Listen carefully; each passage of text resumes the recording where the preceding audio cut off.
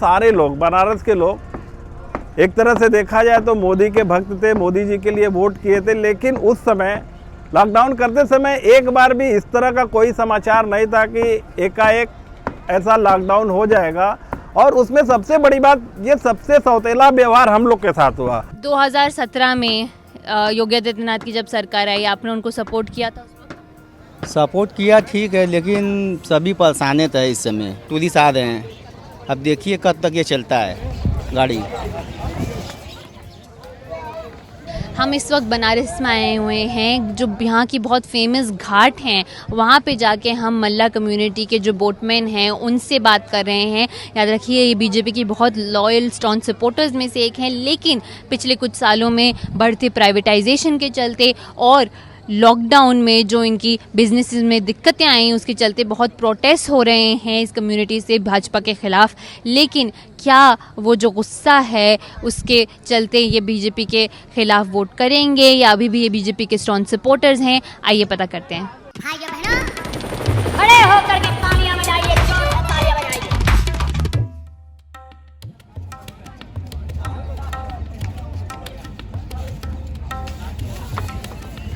जी, मैं प्रमोद माझी, माझी समाज का सेवक हूँ। मैं मल्ला समाज के जो लोग हैं, लगभग 1.5 लाख इस संसदीय क्षेत्र में हम लोग हैं।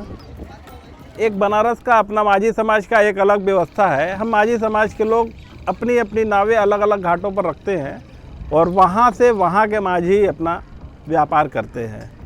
अगर हमको दूसरे घाट पे अपनी नाव जाके खड़ी करके अगर कस्टमर लेना है तो हम दूसरे घाट के लोगों को अलाउ कभी नहीं करते हैं। तो अपनी अपनी एक व्यवस्था होती है, उसके आधार से ही हम लोग वर्षों से, बल्कि आप समझ लीजिए पीढ़ियों से, कई पीढ़ी से हम लोग करते चले आ रहे थे। लेकिन मोदी जी के काल में ऐसा ये चक्रव्यूह, न जाने कौन सा शासन ये आ गया कि इनके समय में सारी कुछ एकदम उल्टा पुल्टा होने लगा। देखिए, लगभग 4-5 साल पहले की बात है। ऐसे ही एक दिन हम लोगों ने पेपर में देखा कि बनारस में क्रूज़ चलने वाला है। क्रूज़ चलने वाला, इसको देखते ही हमारे लोगों के बीच में एक तरह का भय व्याप्त हो गया कि अगर क्रूज़ चलेगा तो हम लोग जाएंगे कहाँ।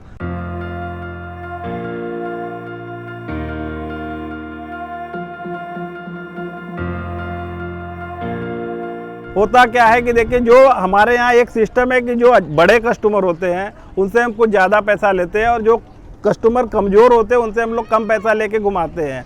हम लोग के ऊपर इतना ज़्यादा फ़र्क पड़ने लगा कि जो बड़े पैसा देने वाले कस्टमर है वो भाग जाते थे क्रूज़ में। हम लोग की आमदनी धीरे धीरे कम होने लगी, क्योंकि वो क्रूज़ कहने के लिए तो एक क्रूज़ था, लेकिन जितने भी वीआईपी एक दिन में 2 चक्कर 3 चक्कर लगा के हमारे जो वीआईपी कस्टमर हैं, सारे कस्टमर वहाँ जाने लगे। तो हम लोग को धीरे धीरे ये लगने लगा कि शायद ये हम लोग का पेट मार रहे हैं। वहाँ तक तो हम लोगों ने भी उसको एक्सेप्ट किया था, क्योंकि हम लोग का सिस्टम था कि 80 से राजघाट के बीच में हम लोग का अपना ये व्यवस्था चलता है। लेकिन धीरे धीरे धीरे करके वो वहाँ से बढ़ के 80 घाट पर आ गए।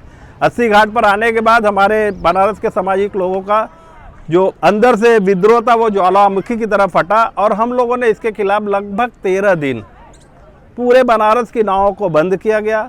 और बंद करने के बाद आज के दिन में भी शासन प्रशासन के लोगों के बातों का क्या औचित्य है समझ में नहीं आता है।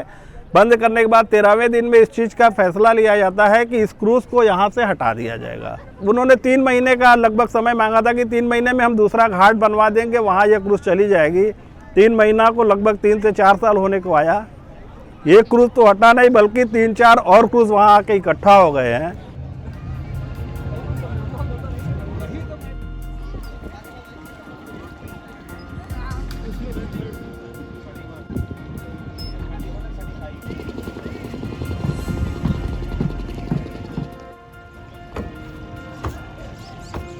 हम लोगों का अब प्रत्येक वर्ष का ये मामला है कि 3 महीना लगभग बरसात में 3 से 4 महीना नावें बंद रहती हैं, तो उसके लिए हम लोग किसी न किसी तरह से कुछ धन इकट्ठा करके रखे रहते हैं, जो कि बरसात के दिनों में हमको काम आता है। लेकिन ये 3 महीना के साथ साथ जो सडनली लॉकडाउन आया, उससे तो हमारी कमर ही टूट गई और हमारे लोग इस कदर त्रस्त हुए कि लोगों को किसी तरह से कर्ज लेना, नहीं तो अपने गिरवी को, अपने गहने को गिरवी रख के भी अपना भरण पोषण करना पड़ा। लॉकडाउन लग गया। लॉकडाउन में तो लोग आदमी, पहला लॉकडाउन था ठीक है, लेकिन दूसरे लॉकडाउन में लोग परेशान एकदम हो गए और जो रखा रहा वो भी ख़त्म हो गया, अपना रकम वकम भी बेच के लोग कुछ लोग खा गए, कुछ लोग चिंता से अपना गुजर गए, ऊपर चले गए। हम भी लॉकडाउन में बोट का लोन उठा लिया बोट बनाने के लिए। अब लॉकडाउन लग गया तो क्या होगा, वो पैसा ख़त्म हो गया, अब भर रहे हैं, ब्याज भर रहे हैं, क्या करेंगे। तो आपने उसी टाइम लॉकडाउन के कुछ टाइम पहले लिया था? 1 हफ्ते पहले लोन लिए रहे, 50,000 रुपये लिए रहे।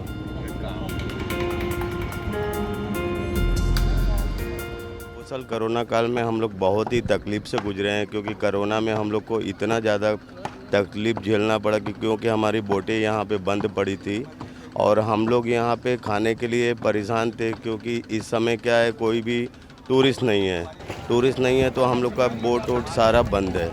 बंद होने के कारण हम लोग बहुत ही ज़्यादा तकलीफ़ में गुजरे। उसके बाद ये क्रूज़ आ गया, क्रूज़ आने के बाद हम लोग को बहुत ज़्यादा तकलीफ़ हुआ कि ये क्रूज़ जो है ये हम लोग का आधा टूरिस्ट लेके चले जा रहे हैं। देखिए, हम लोग तो हमेशा मोदी जी के सपोर्ट में हैं और उन्हीं के सपोर्ट में चलते हैं अभी तक मतलब अभी भी ये सब होने के बाद अभी भी क्या वजह है कि अभी भी आपको? वजह है कि वो बनारस को बहुत ज़्यादा प्रोग्रेस किए हैं। माँ गंगा की कृपा से कुछ न कुछ मिल ही जाता है। कभी कभी ऐसा होता है कोई दिन नहीं मिलता है, जो पिछला कमाई रखते हैं हम लोग उसी से अपना परिवार चलाते रहते हैं। उस टाइम तक 2 साल तक हम लोग बैठ पूरा नाव पानी में पड़ा रहा, कोई कस्टमर नहीं, कोई कुछ नहीं, कहीं नहीं जो है, कोई नहीं आ रहा। लॉकडाउन पूरा एकदम कर्फ्यू की तरह लगा रहा जो है। तो आपको उस वक्त लगा कि अरे ये आप भाजपा के सपोर्टर हैं, मोदी जी के सपोर्टर हैं? भाई हमारे मोदी जी तो है। क्या वजह है जो आपको पसंद है? मतलब मोदी जी है, ये पसंद हमको हुआ। देखिए जो है, पहला काम किए कि नोटबंदी किए, उसको सब्सिडी हमको मिला, कितने लोग से मर गए नोट के संचालन में जो है। नोट गरीब को दबा दबा दबा कुल रखे रहे सब जो है, कुल कहाँ गया, कुल तब आखिर मरे ना उसमें जो है नोटबंदी में। वहाँ से नरेंद्र मोदी का काम चालू किए हैं, शुरुआत उनका वहाँ से है, उसके आगे करते गए। फिर जो है फिर घाट की सफाई विकास की वही किए जो है। आप नोटबंदी से खुश थे आप? बिल्कुल, गरीब लोग खून पी के सब डॉक्टर है बोले। गरीब लोगों में तो कितनों की मौत हुई उसकी नहीं, नाम बड़ी नोट रखे रहे सब जो दबा कर, किसी गरीब को कभी हम लोग मरते रहे, किसी गरीब को आगे दिए नहीं जो है। लॉकडाउन में जो है कभी दिए नहीं जो है। तो आप मतलब लॉकडाउन से आपको जो दिक्कतें हुई, लेकिन उसके चलते भी आप खुश हैं सरकार? हाँ।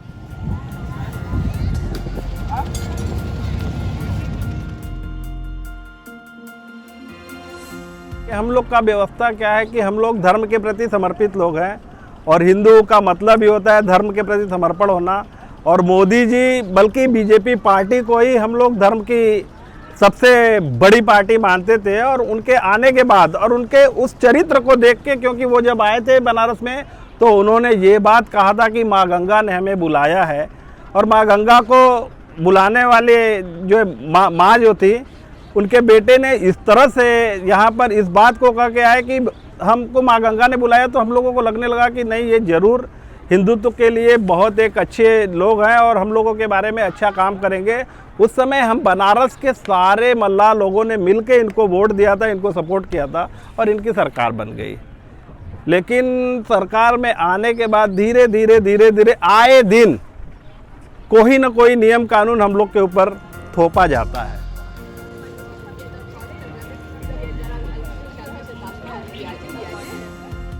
What do UP's people want? We are on the ground to find out and bring their voices to you. Help us raise rupees 22,50,000 by supporting our coverage. Click on the link below.